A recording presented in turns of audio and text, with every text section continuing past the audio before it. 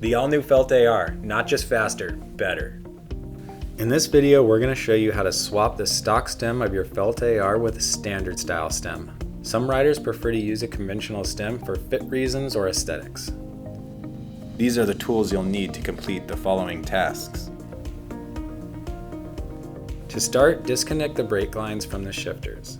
Then pull the hoses and Di2 wire through the handlebar.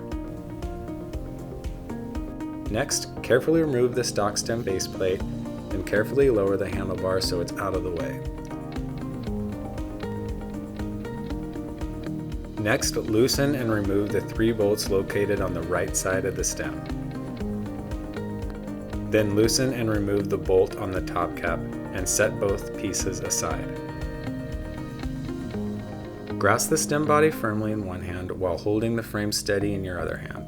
Gently lift the stem upwards, being careful to ensure that the brake hoses and Di2 wire slide freely through the slot along the underneath side of the stem. Next, you'll move on to the fork. Loosen the 2 bolts holding the calibers onto the fork so that the caliber hangs freely. Pull the fork completely out of the frame. Next, remove the compression plug. Remove the brake hose from the fork steer tube by pulling and disconnecting the caliber. Cut the fork to your desired length using a vise, cutting guide, and hacksaw suitable for carbon cutting. This step cannot be undone, so make sure you double check your measurements before cutting.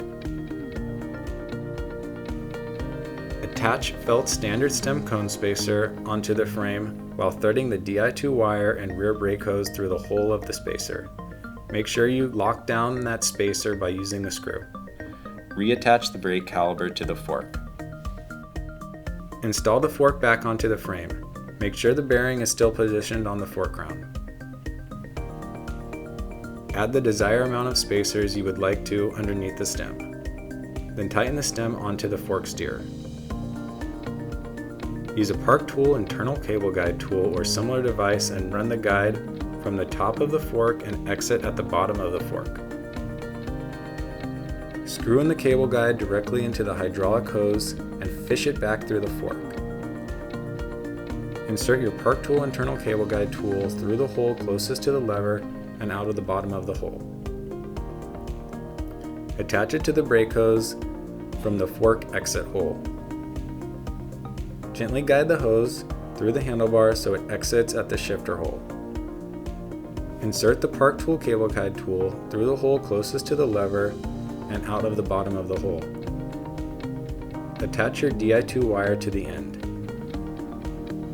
Gently guide the wire through the handlebar and attach it back to the Di2 port. Cut both hydraulic hoses to the correct length. Next, follow the bleed instructions from your brakes manufacturer. Place the top cap on the top of the stem and secure it in place with the bolt. Then align the stem so it is straight. Tighten the stem body bolts so that everything is held together in place. Then use a torque wrench to gradually tighten the stem bolts in accordance to the stem manufacturer's recommendations.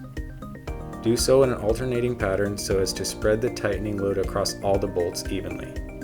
Before riding, test your brakes to ensure they are working correctly. If your hydraulic brake hose feels spongy or is not producing enough power, be sure to check it again. We recommend consulting your authorized felt retailer or local bike shop for assistance with bleeding brakes if you are not professional at it.